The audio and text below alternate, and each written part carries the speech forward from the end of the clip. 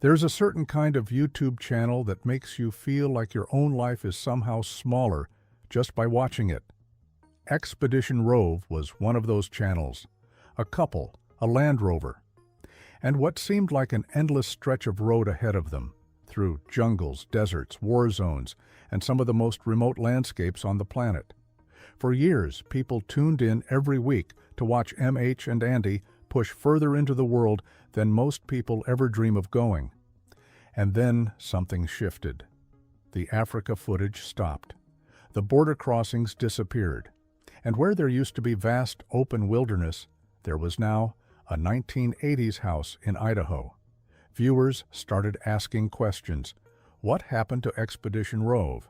Did they quit? Did something go wrong out there? The answer is more complicated and honestly more interesting than most people realize. To understand where Expedition Rove ended up, you have to understand how it started. Because this wasn't a channel built on a marketing plan. It was built on a genuine way of life.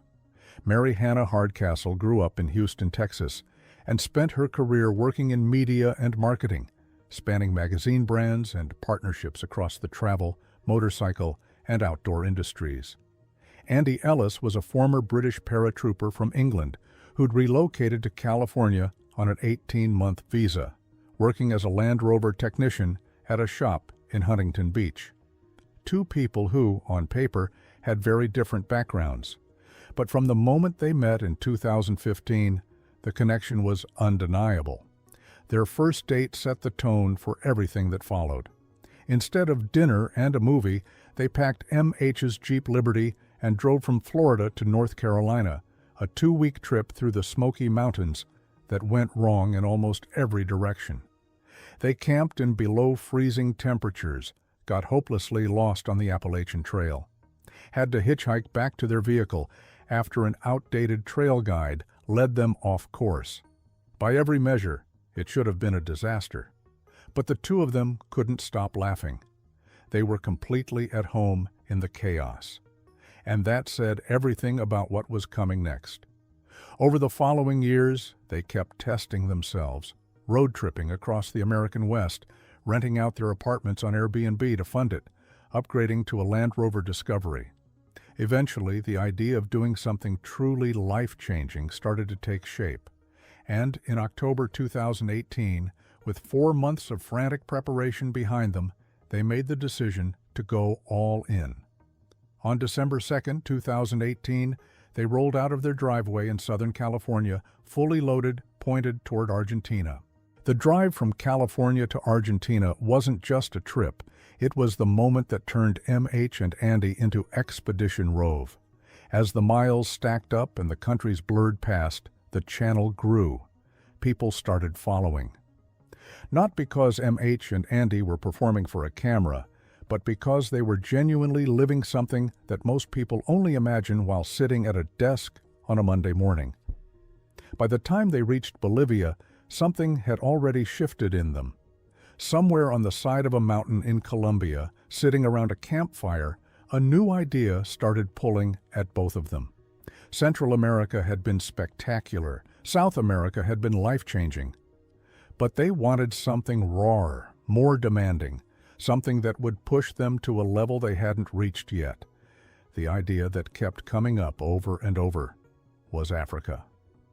While crossing the Bolivian salt flats on a charity walk for a military organization Andy had ties to, blistered, sunburned, and barely standing, he found himself browsing auction sites from a hotel room. And there it was, a bright orange 2010 Land Rover Defender 110. Solid build, only 30,000 miles. He called MH immediately. The deal was simple. If they won the auction, Africa was the plan. They won the auction. They flew back to the UK, sold off nearly all of their belongings, and spent months converting the Defender into a purpose-built overland machine. They named it Tango. And in March 2020, they loaded Tango into a shipping container and sent it south toward Cape Town. The Trans-African expedition, Cape Town to Cairo, was finally happening. Then the world shut down. Within weeks of Tango arriving in South Africa, COVID-19 lockdowns began sweeping across the globe. Borders closed. Travel came to a complete standstill.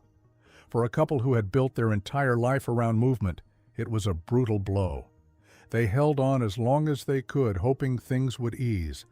But eventually, the call had to be made. Tango was shipped back home. 7 months in transit, and the Africa dream was back to square one. A lesser couple might have taken that as a sign to pack it in. MH and Andy didn't even pause. Instead of sitting still, they pivoted almost immediately. The Defender was now kitted out for African heat. No diesel heater, minimal insulation. So naturally, they drove it into the Arctic Circle for Christmas. It was exactly the kind of stubborn, slightly unhinged decision that had always defined them, and it made for some of the most compelling content the channel had ever produced. But the experience taught them something. An Africa spec rig and a Scandinavian winter are a brutal combination. So they spent the better part of a year rebuilding Tango from the inside out, adding an alu-cab pop-top roof, proper interior living space, induction cooking, and running water. By the summer of 2022, the rig was dialed, and to put it to the test, they did the only reasonable thing, a 4-month overland honeymoon across 17 countries, from the UK to the far reaches of Cappadocia in Turkey. That's right. In the middle of all of this, they got engaged too. Andy proposed on New Year's Eve 2021 at MH's brother's house in Galveston, Texas. Covered in grease, wearing camo shorts, having just come back from an auto parts run, he'd spotted a ring in a jewelry store while waiting on a delayed car part. It's one of the most authentically them stories you'll hear. They married on March 21, 2022 at a Texas ranch, Yorkshire pudding starters, Texas brisket mains, and a twisted North American Spec 5.8 Land Rover Defender 90 as the wedding car. Then straight back to the UK to finish building Tango 2.0 for their honeymoon road trip. By 2023, the pieces had finally aligned again. Tango was ready. Their skills were sharpened from years on the road across multiple continents. They shipped the Defender back to South Africa, and this time, nothing was going to stop them. The Cape Town to Cairo route, the original dream, was back on. What viewers didn't fully know at the time was the weight behind this particular trip. In a rare, candid moment shared publicly, MH revealed that there had been a quiet conversation between the two of them before they ever boarded the plane for Africa. They both knew without much debate that this was going to be one of their last major, long-haul expeditions. They wanted to settle somewhere, buy a place, start the next chapter. Africa wasn't just a bucket list item. It was the line in the sand they'd agreed to cross before everything changed. They drove through southern Africa, into Namibia, through some of the most staggering landscapes on the continent. They got their PADI open water dive certifications in Cape Town. They pushed through remote stretches where food, fuel, and water were hours apart. Tango took damage. They fixed it roadside. They slept in military checkpoint car parks in regions where no campsite would take you. For anyone watching, it looked like the fullest expression of what the channel had always promised. But underneath it all, they knew the clock was ticking. Then came the obstacle that no amount of planning could account for. In April 2023, civil war broke out in Sudan. For an overland route pushing north from southern Africa toward Cairo, Sudan isn't optional. It sits directly in the path. The East Coast route through East Africa was always the plan, and Sudan was an unavoidable crossing point. The West Coast alternative came with its own extreme dangers, vast stretches of Angola and beyond with nothing resembling infrastructure, deep into territories that even seasoned overlanders treat with serious caution. Andy and MH made the call to stay on the East Coast route and keep moving north, hoping the situation in Sudan would stabilize before they reached it. It didn't. As of early 2024, that civil war had been raging for nearly 2 years with no sign of ending. The route to Cairo was, for all practical purposes, closed. For most travelers, That would be where the Africa story ends. For MH and Andy, it was something more complicated, because by this point, the conversation they'd had before the trip about settling down, about kids, about what the next chapter of life looked like, had moved past a quiet agreement and into a real decision. Africa hadn't beaten them, but it had given them everything they'd needed from it. The rest of the journey north was no longer something they were willing to risk their safety to complete, especially with the life they were building toward in mind. The Cape Town to Cairo dream, the one that had followed them for 5 years, through a pandemic and back, it ended not with a finish line, but with a war that made the finish line unreachable. And the two of them made peace with that. When the channel shifted, it shifted fast. No dramatic announcement video, no lengthy explanation. Just a new reality. MH and Andy had bought a 1980s house in Idaho, 4 acres, a proper project, and an overland rig parked outside. The content changed from border crossings and Sahara crossings to renovation walkthroughs and workshop builds. They were still posting every Saturday, still showing tango, still talking about adventure. But it was a different kind of adventure now. Long-time viewers split almost immediately. The comment sections told the story clearly. Some fans had been there since the Pan American days and followed the couple regardless of what they were doing. The house content performed, and those subscribers stayed loyal. Others had come specifically for the overland footage, for the remote locations, and the sense that somewhere out there, 2 people were actually living free. Those viewers felt like something had been taken from them. It's worth being honest about what the pivot actually was. This wasn't a channel that collapsed. It wasn't a couple that broke apart, or a brand that ran out of ideas.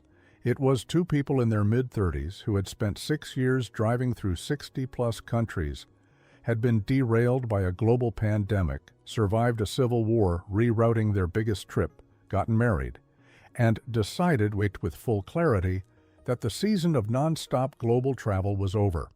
Not because it failed them, but because it had given them exactly what they were looking for. The Idaho house content isn't glamorous in the way Africa was glamorous, but it's honest. And for a channel that was always built on honesty more than performance, that matters. As of late 2025, Expedition Rove is still active.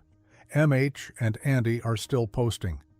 The Instagram sits at 226,000 followers. The renovation series on the Idaho house has built its own audience. Tango still features in the content. There's no indication they're walking away from overlanding entirely, just that the days of it being the only thing are behind them. Their story has become something that a lot of long-running adventure channels are quietly navigating. The question of what happens when the life that built your brand becomes a phase rather than a forever. Some creators burn out and disappear. Some manufacture drama to keep the algorithm fed. MH and Andy did something harder. They grew up in public, made a real decision, and kept posting through it. There's a question worth sitting with.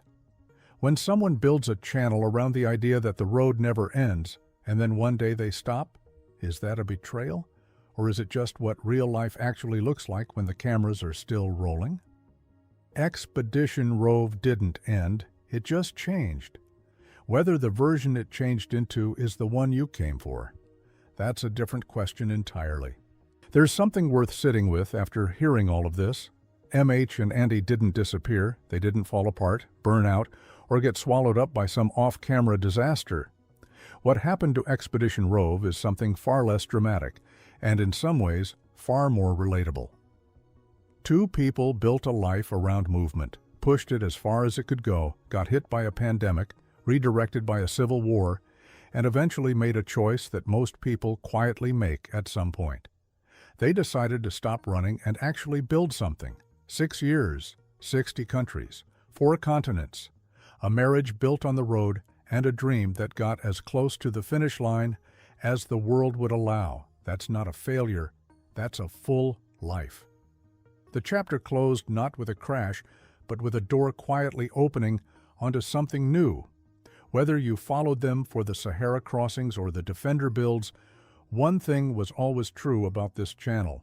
It was never really about the destination. It was about two people who refused to stay still until they were ready. Turns out, they finally are.